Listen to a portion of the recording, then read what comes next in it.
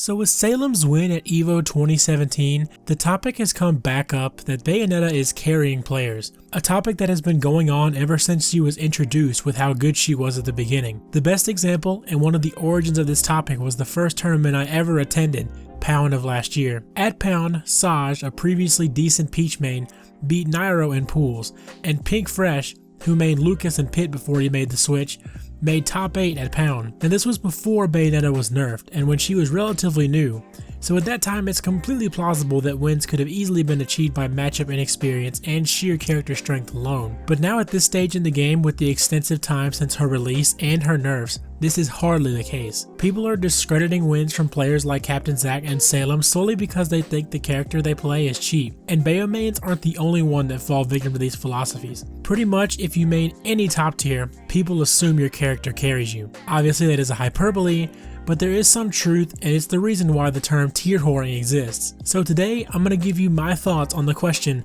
do characters carry a player? So the answer to this question is kind of a two-way street. Whether or not a character carries a player is dependent on the level of play. Let's use Cloud as an example.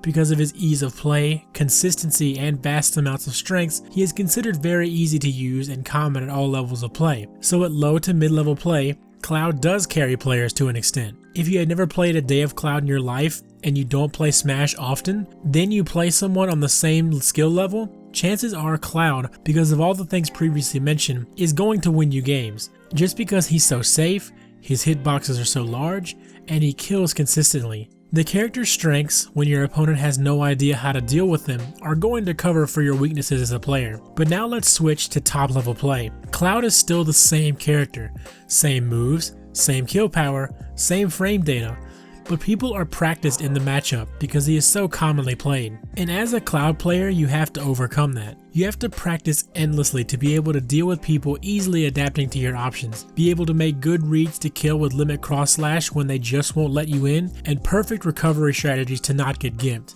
And doing all these things gives you the skill needed to overcome and beat players at that skill level. And to put it simply, if you're good enough to beat top players and you have put in the work to do so, you are a good player. Sure, a random mid-level Cloud might be able to take a stock off 0, but he is so well versed in the matchup that they won't win the set. If Bayo is as good as everyone says she is, to the point where she is supposedly carrying players, then you can bet that by now top players have been labbing the Bayonetta matchup constantly. And for Salem, or any other player for that matter, to put in the work and be able to overcome that makes him deserving of any wins he could possibly achieve. I had a debate with one of my friends back when Civil War was happening, right after Hikaru, the DK main, beat Mr. R. He was saying that DK took no skill whatsoever, and getting a grab means a free stock, which he thought was incredibly cheap. But the fact of the matter is that DK as a character has glaring weaknesses, even more so amplified by the Sheik matchup. He can't land, he is combo food, and all he has is grab combos. But my main point was the fact that DK does take skill despite the fact that he can kill at 60%. DK players spend all their time learning grab setups and dealing with the weaknesses to help their character excel. Hikaru spends the same amount of time playing and practicing as anyone else who plays the game. Getting a grab on a top player is no easy task, especially when they spend time learning to adapt and deal with the character's options. And because of this,